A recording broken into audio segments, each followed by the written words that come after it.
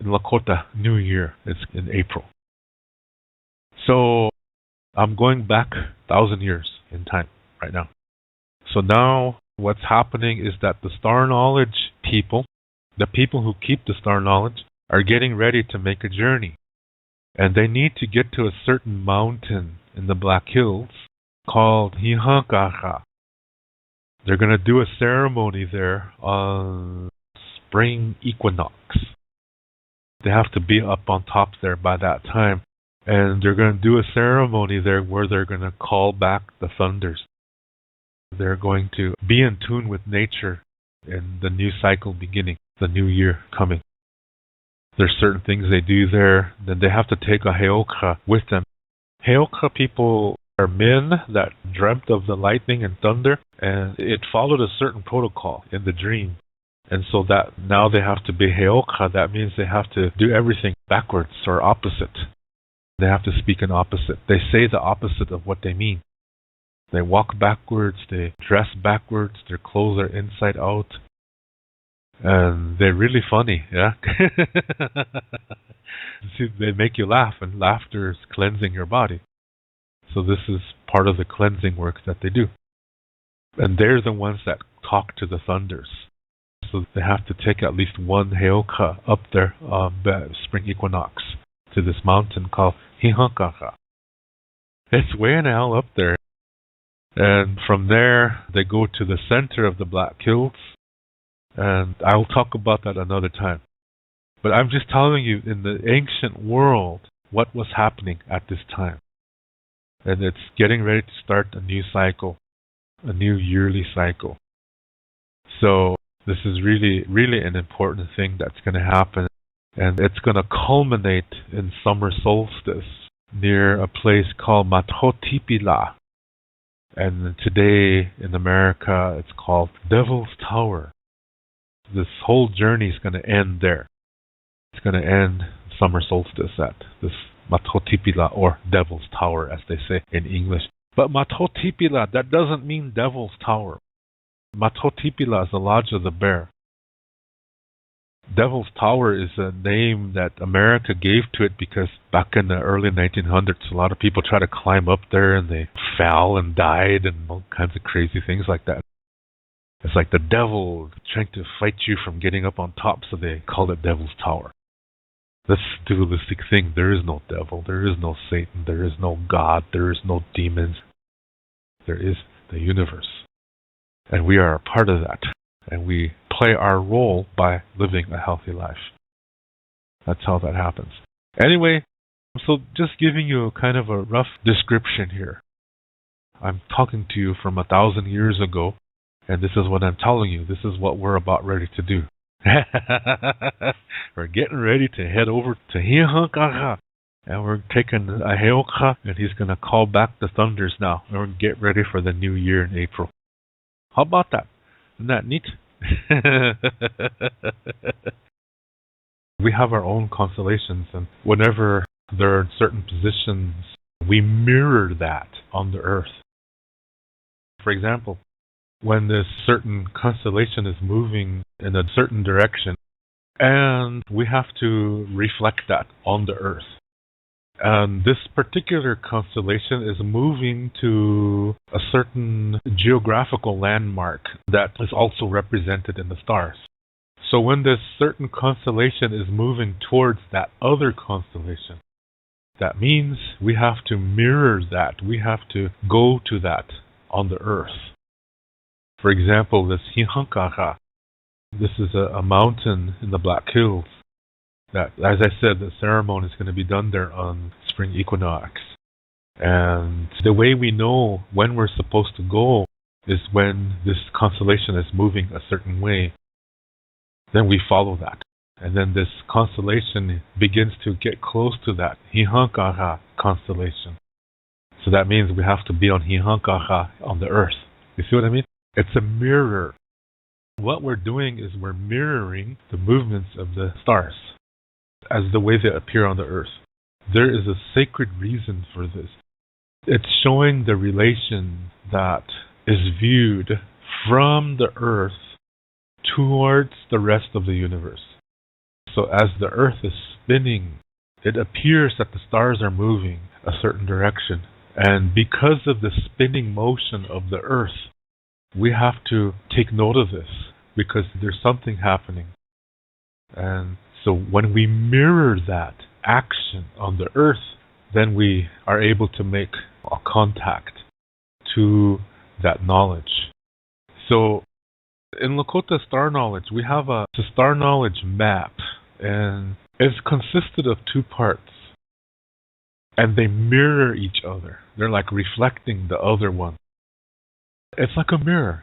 You know how when you stand in front of a mirror, you see a reflection of yourself, and you wink your right eye, and the corresponding eye winks back. But on that side, it looks like it's the left eye. Do you see what I mean? It's a reflection. The star maps are like that. And what they do is the constellations that are drawn have locations on the Earth. And when a constellation seems to go on the sun's path, that means we have to reflect this movement on the Earth, and that this constellation is represented by a landmark on the Earth. So when that constellation is in the path of the sun, then we have to get to that landmark on the Earth. See, we're reflecting this path, this journey that's happening in the stars. We're reflecting that down here. And when we are there at landmark, we're able to make a contact. We're able to receive communication that's going to be helpful. It's a very simple process. It's mirroring. When you look at this map and you see all these constellations drawn on the top part, and you look at the bottom part and you see a map of the landmarks that are here on the Earth, and if you connect those points to each other, you're going to end up with a very interesting geometric shape. And what's happening is it's mirroring the other one. This is really interesting. This is the reason why in Lakota, whatever you do on one side, you do the same thing on the other. So, for example, if you make an artwork and you have a certain geometric figure on one side, the other side has to be a reflection of that. A lot of people who bead, they have no idea that this is what that means. They just bead like this because, well, that's the way it's always been done. But some of the people who make this kind of thing, they have no idea that this is a sacred thing that they're doing. They're making a contact. Now, you might be asking, with who? So I'm going to leave that to your imagination.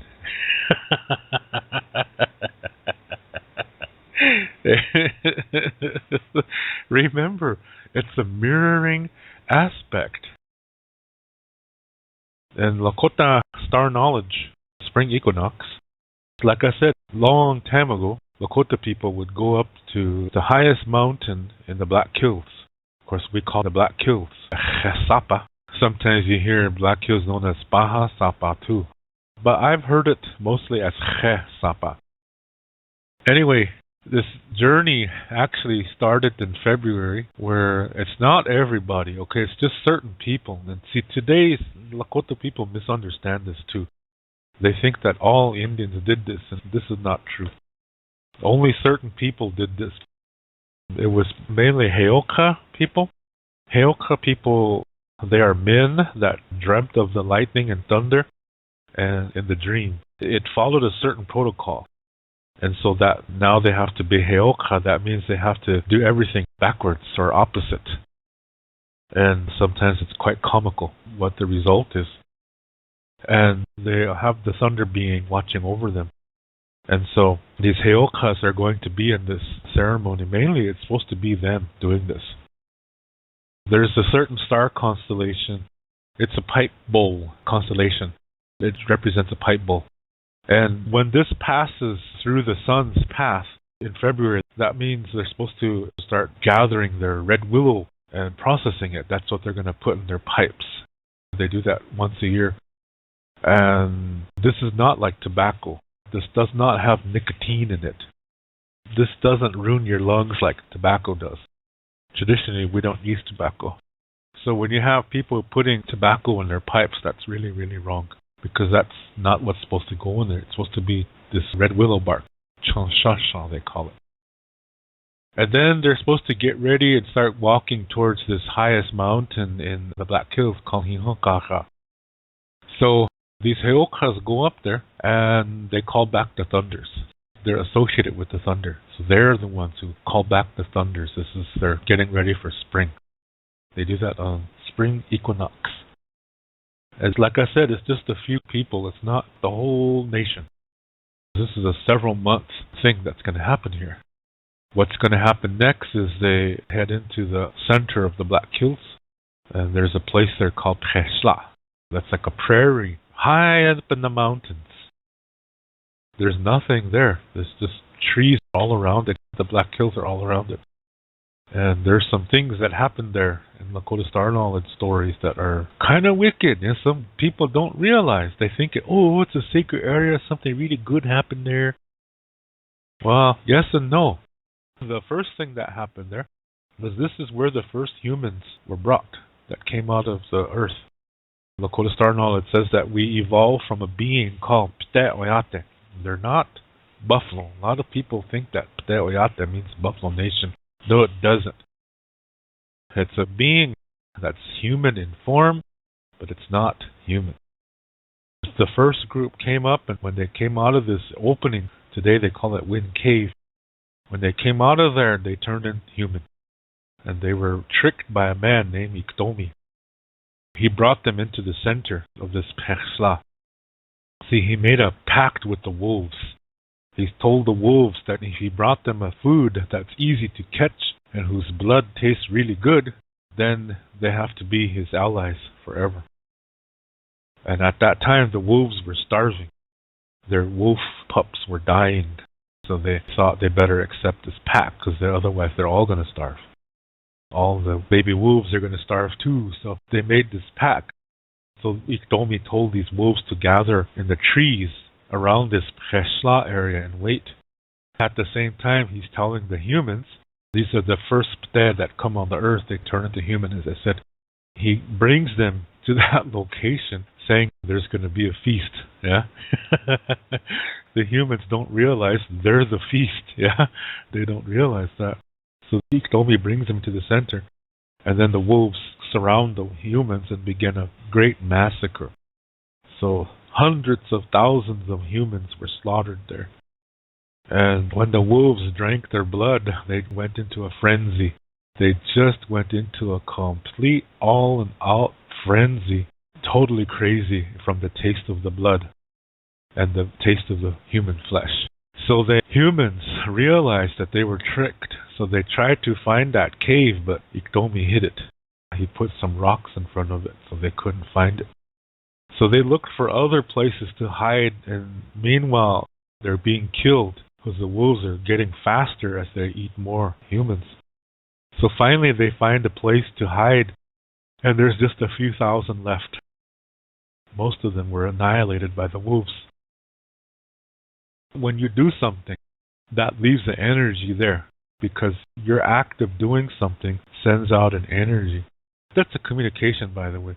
And so in this instance, we have thousands of wolves that were slaughtering thousands of humans. And so this energy of massacre, murder, this energy was really strong in that area. This is why they stayed out of there. This is why Lakota people never camped inside Presla. They could have, because it's a really good protection area, yeah, but they never did because of this story that I'm telling you. The energy that was left behind was so disturbing that nobody wanted to camp there. So then, what the wolves did, when they went into this frenzy, this energy stayed on their fur. So this is the reason why in Lakota custom, women and children are not supposed to handle wolf hides. Because a woman, maybe she conceived, but she don't know it yet. The energy on the wolf fur is really unhealthy for children. It'll make them sick. In some cases, it'll even kill them. So if a pregnant lady touches that, see, it's going to affect her unborn child. So it's best to not take a chance and not have any women handle it at all. They don't want to take that chance unless you're an old woman, your days of childbearing years are over. Then they can handle it. No problem. But it affects children in a really unhealthy way. You see, this is why the wolves are enemies to Lakota people and also to buffalo. Now, when the Lakota people were in trouble, the rest of the Pte Oyate that were under the earth, they came up to help the Lakota people.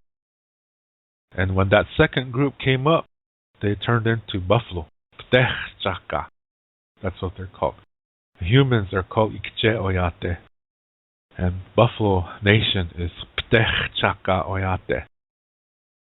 And so the buffalo give us everything.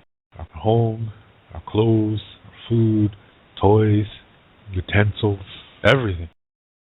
And we have an instruction that we're only supposed to take what we need, and what we take is for everybody, not just for ourselves. And that we give something back from ourselves. That we maintain the balance, that we apologize whenever we take something. That same procedure is used even in taking plants. You do the same thing. You give something back. You just don't take. You have to give something back. So that's where that custom was started.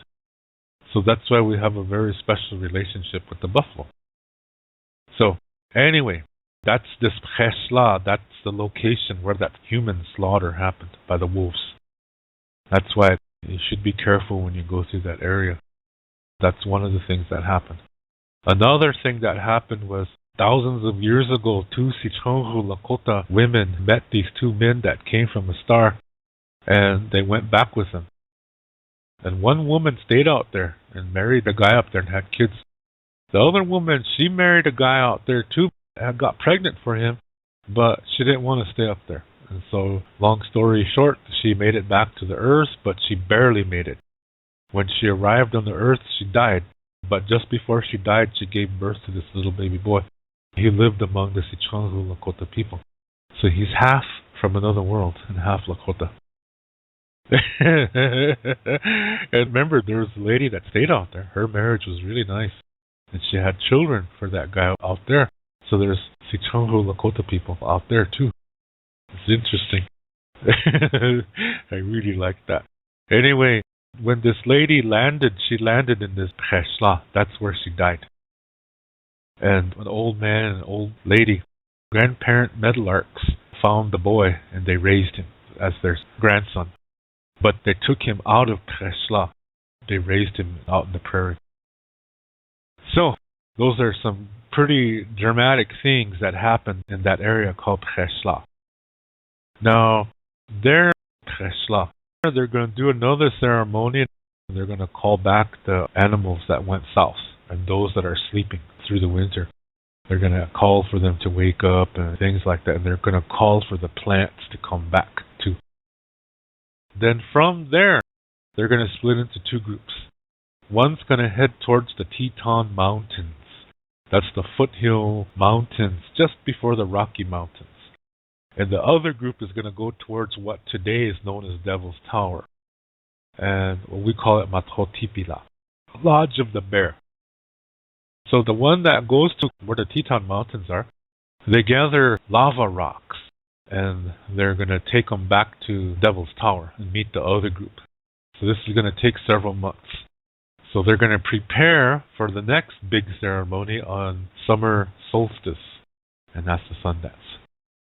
So those lava rocks are for the sweat lodge ceremonies that are going to happen during that time period. So then those guys set up the Sundance grounds, they prepare everything, they get all the sweat lodges assembled because there's going to be thousands of Lakota people coming in from all directions. So it's a whole series of ceremonies that happens. This is called the Spring Journey. So our new year starts in April. Yeah? Isn't that neat? To learn more about Lakota spirituality, I have written a book called Wichocha Otechike. This book also includes Lakota star knowledge information. All the videos that I make, which are about Lakota spirituality, Lakota Star knowledge and cultural information are based on this book. This book costs 99 American dollars, and this price includes the shipping cost as well as a tracking number. And to learn more about Lakota language, I have written a Lakota language book called Shonte Etaha Owoglake, Speaking from the Heart. And all my Lakota language videos are based on this book. This book cost 119 American dollars, and this price includes the shipping cost as well as a tracking number. I also teach online, and I give spiritual consultations as well. The price for these sessions are 35 American dollars an hour. If you are interested in any of my services and products, you can send payment via PayPal to my email address, which is heyoka7@yahoo.com. That's HEHAKA, the number 7@yahoo.com. And also include your shipping address and your email address when you send your payment. Lila Pilamayelo. Thank you very much.